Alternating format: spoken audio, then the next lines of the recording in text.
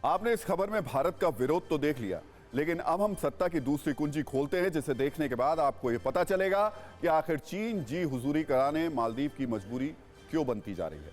दरअसल मालदीव की मौजूदा सत्ता की विचारधारा में एंटी इंडिया वाला धारा प्रवाह चीन प्रायोजित है। चीन भारत पर दबाव बनाने के लिए हिंद महासागर में अपना दबदबा चाहता है और स्ट्रिंग ऑफ पर्ल्स वाली इस साजिश में मालदीव चीन के लिए एक बड़ा स्टेशन है। इसलिए चीन मालदीव को अपने कर्ज के बोझ तले इतना दबा चुका है कि वो किसी भी हाल में उसके सामने अपना सिर ना उठा सके और भारत के खिलाफ उसके हर हुक्म की तामील करे।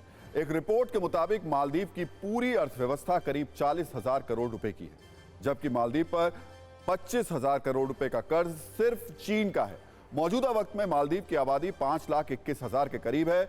इस लिहाज से समझें तो मालदीव के एक शख्स पर आज की तारीख में 4,80,000 रुपए का चीन वाला कर्ज है। आज आपको यह भी समझने की जरूरत है कि मोइजो आखिर चीन जिनपिंग हैं उनके इशारों पर नाचते क्यों हैं। दरअसल राष्ट्रपति मोहम्मद मोइजू को मालदीव की सत्ता ही भारत के विरोध की वजह से मिली है और चीन के रहमो करम पर ही मोइजू मालदीव का सत्ता सुख भोग रहे हैं। जिनपिंग के एजेंडे के तहत मोइजू अब सितंबर 2023 में मालदीव के जब राष्ट्रपति बने तो इंडिया आउट का कैंपेन इसकी एक बड़ी वजह रहा। चुनाव जीतते ही मोहम्मद मोइजू ने भारतीय सेना को मालदीव से वापस जाने के लिए कह दिया और मौजूदा वक्त में मोइजू चीन के एक ऐसे एजेंट हैं जो हिंद महासागर में चीन को फायदा पहुंचाना चाहते हैं। इसी के दम पर चीन भी मालदीव के किसी बीच पर अपना 5 सितारा सैन्य रिजॉर्ट खोलने के मुगालते पालकर बैठा हुआ है। लेकिन अब चीन की चरण चुंबक मोइजू सरकार के खिलाफ उनके ही मुल्क में आवाज उठने लगी है। मोइजू के मंत्रियों ने भारत और प्रधानमंत्री मोदी के खिलाफ जो कुछ कहा उसके प्रति गुस्सा मालदीव भूल गया कि भारत ही वो पहला देश था जिसने 1965 में सबसे पहले उसे मान्यता दी। वर्ष 1972 में भारत ने मालदीव की राजधानी माले में अपना मिशन स्थापित किया। इतना ही नहीं, 26 दिसंबर 2004 को आई सुनामी के बाद भारत पहला देश था जिसने मालदीव की मदद की थी और अब 10 करोड़ रुपए उस वक्त दिए थे। वर्ष 2018 से 2022 के बीच भारत ने मालदीव की 1100 करोड़ रुपए से ज्यादा की मदद की।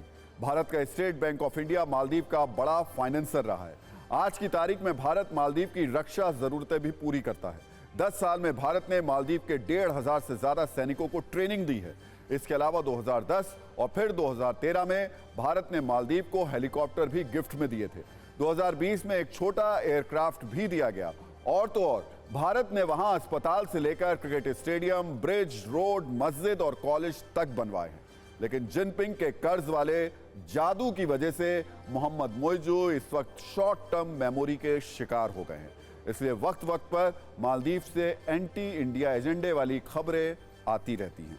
लेकिन अब मालदीव को यह एहसास हो गया है कि न्यू इंडिया से दुश्मनी बहुत महंगी डील है और इस पर नजरिया 9 यह है कि अगर कोई गलतफहमी पाल ले तो उसे बर्बादी से बचाना मुश्किल हो जाता है।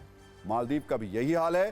चीन के कर्ज वाला आर्थिक ग्लूकोज चढ़ाकर वो खुद को शक्तिशाली समझ रहा है और उसे यह लग रहा है कि चीन उसकी मदद करेगा और उसके पास पर्यटन की सत्ता तो है ही।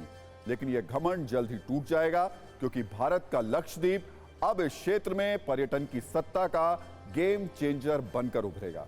लक्षद्वीप को लेकर दिलचस्पी बहुत तेजी से बढ़ी है। दूसरी तरफ मालदीव चीन के कर्ज वाले जाल में फंस चुका है। वहां की एंटी इंडिया सरकार और उसके मंत्री अपनी खाल नहीं बचा पाएंगे क्योंकि चीन किसी का सगा नहीं है और किसी देश का बेड़ा गर्क करने वालों को आवाम कभी माफ नहीं करती।